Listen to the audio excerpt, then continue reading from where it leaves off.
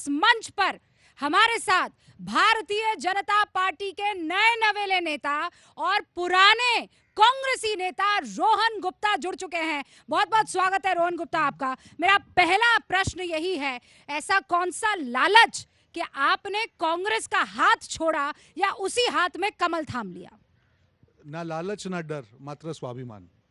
रूबिका जी, हम और आप एक दूसरे को करीब मेरे हिसाब से 10 एक साल से तो जानते हैं कि ना कोई डर ना कोई लालच। कभी भी 15 साल से कांग्रेस पार्टी के लिए काम किया, एक कार्यकर्ता के नाते काम शुरू किया, प्रवक्ता के नाते किया, कोई डर की बात नहीं थी। पर एक दिन ये लगा कि जिस पार्टी के लिए आपने 15 साल दिए हैं वहाँ पे अगर आपके स्वाभिमान की भी रक्षा ना हो, तब दिल टूटने के कारण ये डिसीजन लिया था। बाकी कोई ना डर कोई ना लालच, ये सिर्फ अपने स्वाभिमान की रक्षा के लिए निर्णय लिया। ये स्वाभिमान से आपका क्या मतलब है? ऐसी क्या बात हो गई कि आपके स्वाभिमान को चोट लग गई या आपको लगा कि आपके स्वाभिमान पर हमला है?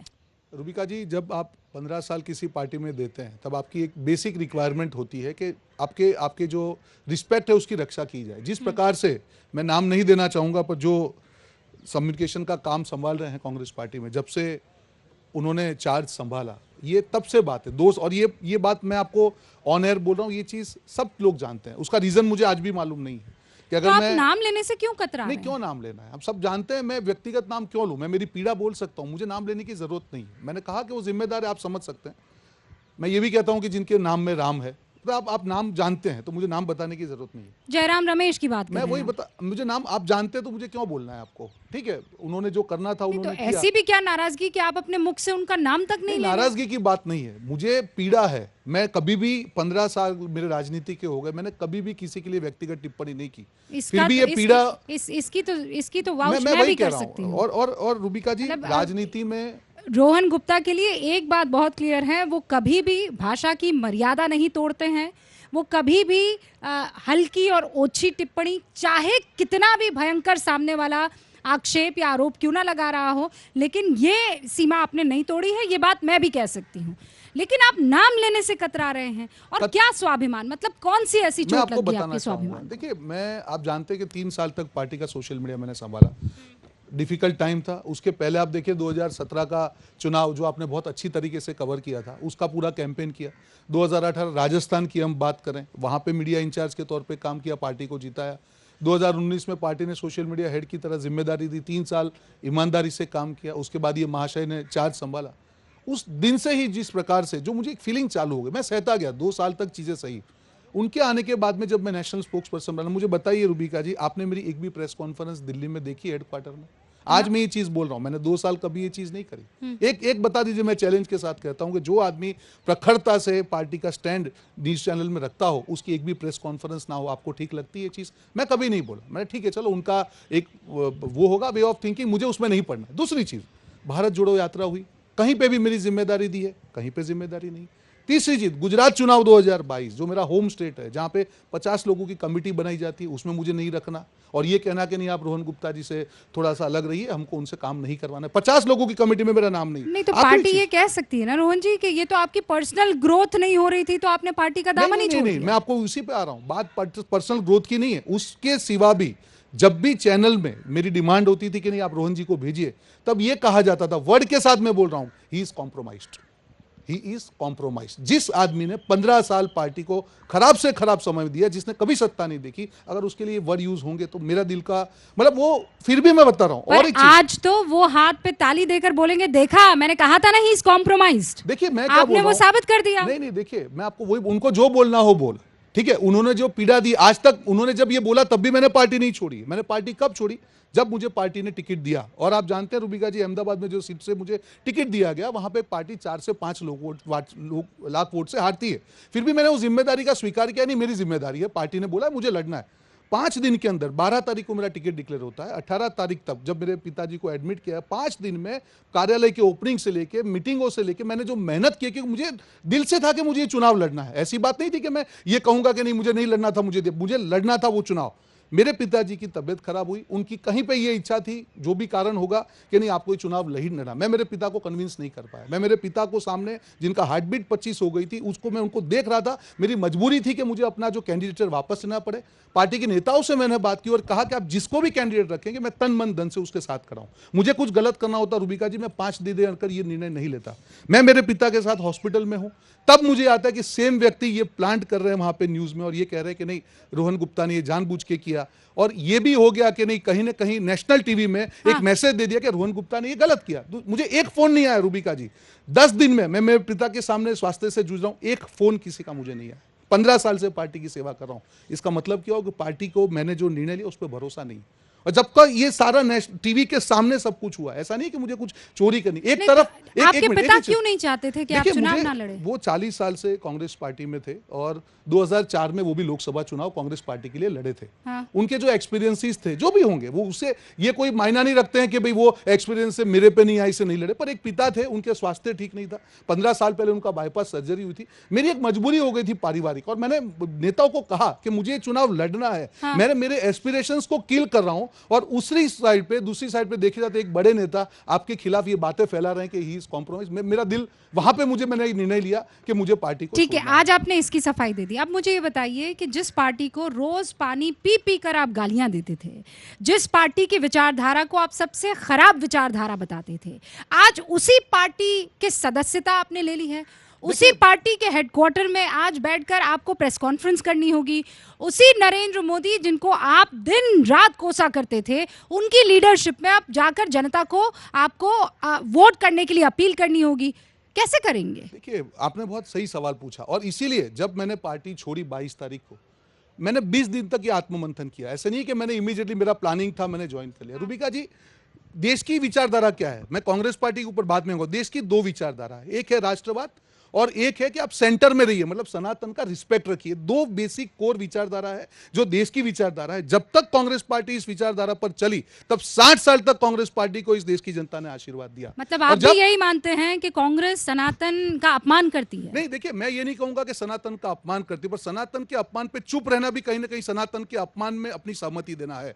जब ये बात हुई, जब उदयनिधि महाराज ने कमेंट की, तब सामने से, और मैं अकेले की बात नहीं करूंगा कि मैंने अकेले ने कहा, जितने भी प्रवक्ता साथी थे, सबने ये फीडबैक दिया कि इसका हमको विरोध करना चाहिए। कांग्रेस पार्टी को प्रेस कॉन्फ्रेंस करके बाकायदा ये कहना चाहिए कि नहीं, ये उनका जो भी, हम इसका विरोध करते हैं और सख्त शब्दों में विरोध करते हैं। आप अगर ये शब्द भी नहीं बोल सकते हैं, कौन से मुंह से हम जनता को फेस करेंगे? हम भी प्रवक्ता हैं, हमको भी ग्रास रूट का फीडबैक लेना पड़ता है, जनता के बीच में जाना पड़ता है। क्या हम कांग्रेस पार्टी इतना एक्सपेक्ट नहीं कर सकते थे? और उसके पीछे जब इंचार्ज की जिम्मेदारी हो, तो जिम्मेदारी कम्युनिकेट नैरेटिव कौन करता है? अच्छा, और ये सिर्फ सनातन को गाली देने की बात नहीं थी।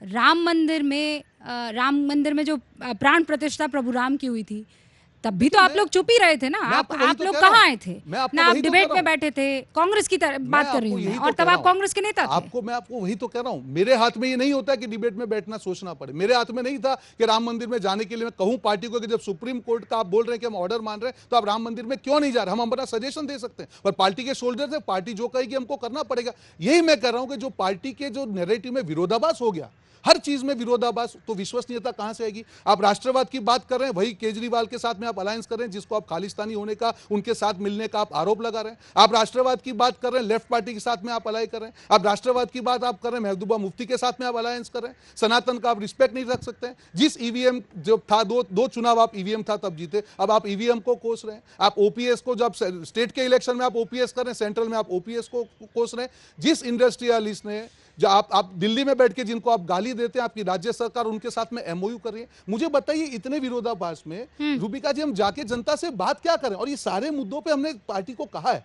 और मैं आपको अगेन कहूंगा, फिर भी मैंने पार्टी के, देखिए जैसे आपने कहा कि भाजपा की कई चीजें होंगी। सब एक ही बात कर रहे हैं कि सनातन का अपमान और देशहित वाली विचारधारा ना रहना।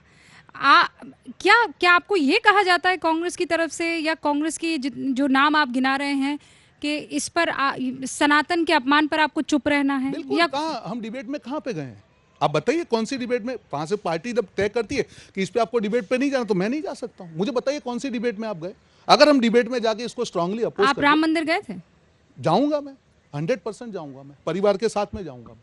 और दिल से जाऊंगा, क्योंकि दिल की आस्था है। हमारे घर में ठाकुर जी की पूजा होती है रूबिका जी, 3 समय हम लोग पूजा करते हैं। ये राजनीतिक मुद्दा बीजेपी ने नहीं बनाया, ये कांग्रेस ने राजनीतिक मुद्दा बनाया। अगर आपको लगता था कि नहीं, आपको लगता था आप उस दिन मत जाइए, अरे दूसरे दिन चले जाइए, सब नेताओं को लेके चले जाइए, सीडब्ल्यूसी के साथ चले जाइए, एक मैसेज तो जाता।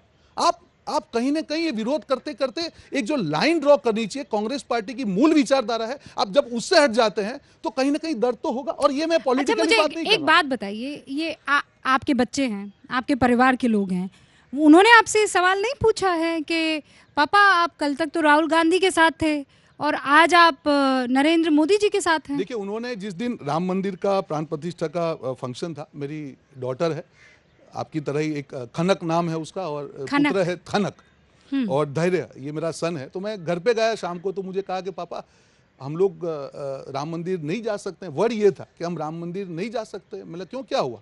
नहीं, स्कूल में वो हमारे फ्रेंड्स बोल रहे थे कि आप कांग्रेस में हैं तो आप नहीं जा सकते।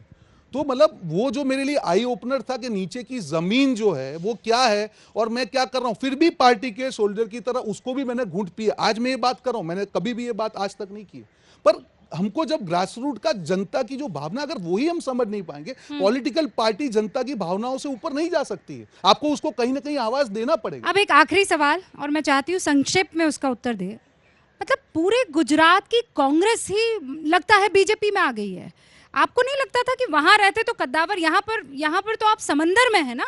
देखिए, बात समंदर या कद्दावर, ये निर्णय मैंने कभी भी स्वार्थ के लिए नहीं लिया है रूबिका जी, ये आत्मसम्मान की रक्षा के लिए लिया है। अगर मुझे निर्णय स्वार्थ के लिए होता तो मैं इतना वेट ही क्यों करता? अगर ये निर्णय मुझे आज लेना होता तो 20 दिन के बाद में मैं क्यों करता, उसी दिन क्यों नहीं करता? जब आपको लगता है कि जिस पार्टी को आपने 15 साल दिए वहां पर आपको रिस्पेक्ट नहीं मिलेगा, जब आपको लगता है कि जो व्यक्ति उसकी विचारधारा तय करते हैं, नैरेटिव तय करते हैं, वो देश की विचारधारा से बिल्कुल ही विमुख हो रही है, आप करेंगे क्या? हम राजनीतिक हैं, एक व्यक्ति है, सोशल आदमी है, एक भारत के नागरिक हैं, हम भी लोगों को मिलते हैं, हम जवाब क्या दें? हमको जवाब तो देना पड़ेगा। और आखिरी चीज मैं कहूंगा, आपने एक सवाल पूछा जिसका मैं जवाब अवॉइड नहीं करना चाहता, कि आपने कहा कि मोदी जी, आप ये चीज जानती है कि मैंने कभी भी किसी नेता के खिलाफ कभी भी व्यक्तिगत टिप्पणी कभी भी नहीं की है। आज जो विजन लेके वो जा रहे हैं, वो हाइड्रोजन मिशन की बात कर रहे हैं, वंदे मातरम की बात कर रहे हैं, आने वाले दिनों में एआई की बात कर रहे हैं, सोलर एनर्जी की बात कर रहे हैं, गगनयान की बात कर रहे हैं, ट्रिलियन इको 3rd नंबर पे लेके जाने, कहां पे है वो विजन? आप लोकसभा के चुनाव है, मुझे आप कंपैरिजन करके बताइए। आप कास्ट सेंसस की बात तो कर रहे हैं, आपको मौका था जब आपकी सरकार, राहुल गांधी तो कह रहे हैं ना कि वो आएंगे तो खटाखट गरीबी दूर हो जाएगी। देखिए, खटाखट गरीबी तो 60 साल थे दूर करने के लिए।